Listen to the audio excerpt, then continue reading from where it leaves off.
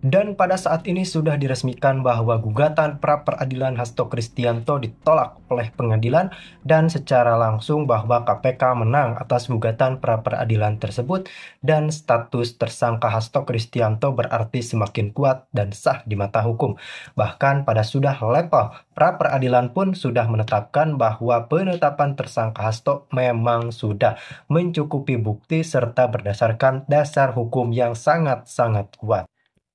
Lalu apa dampaknya kemenangan KPK di gugatan pra-peradilan? Tentu saja sangat banyak keuntungan yang didapat oleh KPK, termasuk keuntungan dari standar dan payung hukum akan semakin kuat. Kemudian akan lebih sangat lancar dan efisien dalam melaksanakan penyelidikan serta pemanggilan dan memiliki opsi yang sangat-sangat kuat secara hukum untuk melakukan penahanan secara langsung. Dan tentu saja kita menunggu bagaimana KPK melakukan pergerakan usai memenangkan gugatan pra-peradilan. Dan tentu saja sangat-sangat tinggi potensi memunculkan tersangka baru dalam kasus ini karena kita tahu bahwa KPK memiliki wewenang hukum yang sangat tinggi untuk mengulik keterangan dari saudara HK dan kita nantikan ada skandal-skandal yang mungkin akan terbongkar dan ini sangat mencengangkan. Pemohon hadir ya, para kuasanya, termohon hadir para kuasanya. Hadir yang mulia. Ya, sebagaimana agenda sidang pada hari ini adalah pembacaan putusan. Namun sebelum putusan dibacakan, ada dua hal yang ingin saya sampaikan. Yang pertama, putusan yang akan diambil pada hari ini pasti akan bisa diperdebatkan ya oleh masing-masing pihak. Yang kedua, saya mau minta persetujuan kepada kedua belah pihak. Putusan ini ada 348. Apabila dibacakan pokok-pokoknya, maksud saya begini, untuk permohonan, jawaban, kemudian keterangan saksi, keterangan para ahli, dan alat-alat bukti tidak perlu dibacakan. Apakah setuju? Dari termohon? Baik. Kita mulai dan tolong teman-teman wartawan jangan aktivitas mengganggu pembacaan putusan. Izin yang mulia. Ya. Perkenankan kami menyampaikan bahwa di sidang yang mulia ini Ya. kami masih mendengar suara-suara orang demo di depan. Kami Ya. memohon kepada pihak keamanan dalam hal ini Polri untuk dapat menertibkan karena sudah memasuki persidangan. Ya. Terima kasih yang mulia. Baik, saya kira para aparat keamanan sudah mendengar sendiri ya, tentu ditindaklanjuti agar ditindaklanjuti supaya pembacaan putusan bisa didengar dengan sebaik-baiknya. Barangkali bisa dilaporkan ke komandan yang bersangkutan. Kita mulai ya. Putusan nomor 5 Bitpra 2025 PN Jakarta Selatan. Demi keadilan berdasarkan ketuhanan yang Maha Esa, Pengadilan Negeri Jakarta Selatan kelas Suta khusus yang mengadili permohonan pra peradilan telah menjatuhkan putusan sebagai berikut dalam permohonan Hasto Kristianto beralamat di Villa Taman Kartini Jalan Geraha Asri 6 Romawi Blok G 3 Romawi nomor 18 Kota Bekasi, Provinsi Jawa Barat, dalam hal ini memilih domisili kuasa hukumnya yang memberikan kuasa kepada Profesor Dr. Lugis SLM dan kawan-kawan, para advokat dan penegak hukum yang tergabung dalam tim advokasi yang bernama di Jalan Diponegoro nomor 58 Menteng, Jakarta Pusat. Berdasarkan surat kuasa khusus tertanggal 6 Januari 2025 yang telah didaftarkan di Kepaniteraan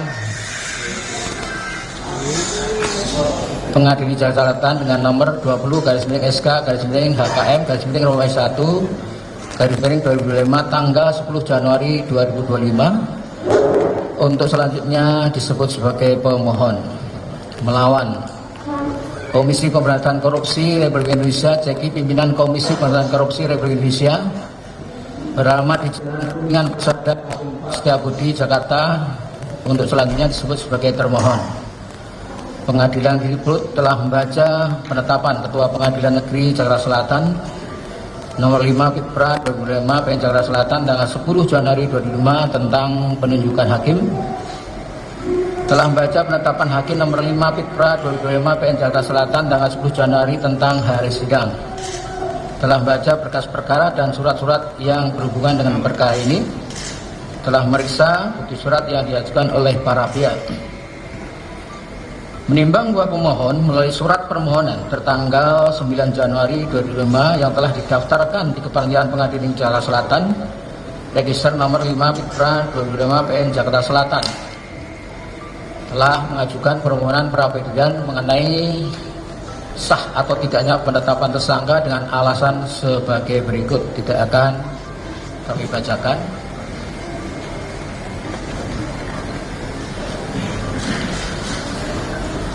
Menimbang bahwa pada hari persidangan yang telah ditetapkan, pemohon hadir kuasanya tersebut, sedangkan untuk termohon hadir kuasanya Iskandar Marwanto SMH dan kawan-kawan pegawai pada Komisi Pemberantasan Korupsi Republik Indonesia berdasarkan surat kuasa khusus nomor 4/HK-02700/1/01/55/01/2025 yang telah didaftarkan di Kepaniteraan Pengadilan Negeri Jakarta Selatan dengan nomor 79/SK/HKM/Romawi 2/2025 tertanggal 4 Februari 2025.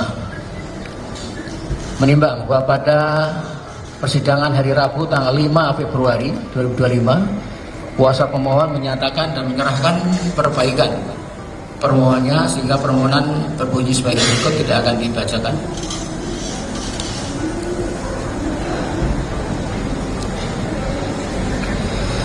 Menimbang bahwa terhadap permohonan pra-peradilan yang diajukan oleh pemohon tersebut, termohon telah mengajukan jawaban yang pada pokoknya sebagai berikut, tidak akan dibacakan.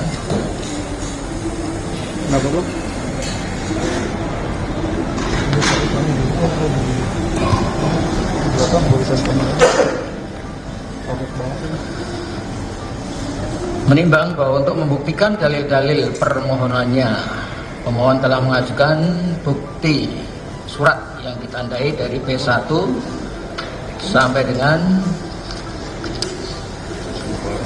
P47. Menimbang bahwa fotokopi bukti surat tersebut telah diberi meterai cukup dan telah dicocokkan dengan surat-surat aslinya, dan ternyata sesuai dengan bunyi surat aslinya kecuali bukti P6A, P6B, P6C, P8, P9, P10, P12, P13, P15, P16, P38, dan P41. Pemohon tidak dapat menunjukkan aslinya di persidangan. Untuk bukti P14, P17, P18, P19, P20, P21, P22, P23, P24, P25, P26, P27, P28, P29, P30 sampai dengan P37, P39, P40, P43, P44, 45, 46, dan 47 berupa print out. Sedangkan untuk bukti P1 berupa soft copy. Menimbang bahwa selain bukti-bukti surat tersebut di atas, kuasa pemohon di persidangan telah mengajukan 2 orang saksi, yaitu Agustiani Theofredelina dan saksi Kusnadi. Saksi-saksi mana telah didengar keterangannya di persidangan di bawah sumpah.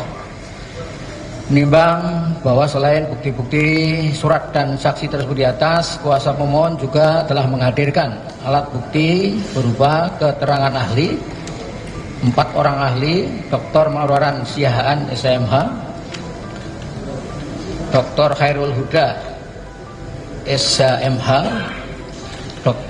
Profesor Dr. Jamin Ginting SMH, serta Dr. Makhrus Ali SMH.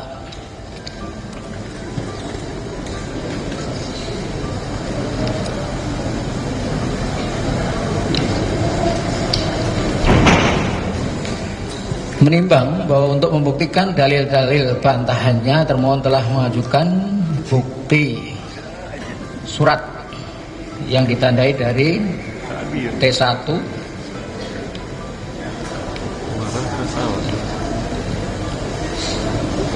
sampai dengan T154. Menimbang bahwa fotokopi bukti surat telah diberi meterai cukup dan telah dicocokkan dengan surat-surat aslinya, dan ternyata sesuai dengan bunyi surat aslinya kecuali bukti T3 sampai dengan T21, T30 sampai dengan T40, T42, T43, T45, T47, T48, 49, T50, T51, T54, T63, T68, T69, T70, T72, T73, T81, T86, T87, T89, T92, T93, T98, T99, T100, T101, 102, 103, 109, T111, 113, 115, 117, 118, T120, T122, T123, T124, T125, T126, T128, T129, T139, T143, T145, T146, dan T147. Termohon tidak menunjukkan aslinya sebagaimana daftar alat bukti tertulis yang disampaikan di persidangan. Sedangkan untuk bukti T25 berupa print out. Menimbang selain alat bukti tertulis tersebut di atas, termohon juga telah mengajukan barang bukti yang ditandai T130, T131, 132, 133, 134, 135, 136, 137, 138, 140, 141, 142, dan 144. Menimbang bahwa selain bukti surat dan barang bukti sebagaimana tersebut di atas, kuasa termohon di persidangan telah pula mengajukan 4 orang ahli, yaitu ahli Profesor Dr. Pria Jatmika SHMH, ahli Dr. Erdianto SH MHum, ahli Dr. Asmi Saputra SHMH,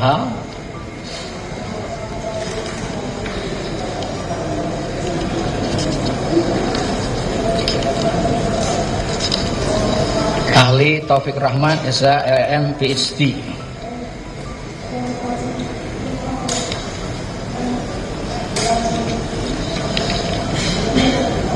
Menimbang bahwa terhadap alat bukti yang disampaikan pemohon, hakim berpendapat walaupun terdapat alat bukti yang tidak diperlihatkan aslinya di persidangan, namun bersesuaian dengan alat bukti lainnya, maka hakim berpendapat dapat digunakan untuk mempertimbangkan dalam putusan ini. Demikian pula tentunya terhadap alat bukti yang diajukan oleh termohon berdasarkan putusan Mahkamah Agung RI nomor 112 K Perdata 1996, kecuali terhadap alat bukti yang tidak bersesuaian dengan alat bukti lainnya, maka tidak akan dipertimbangkan.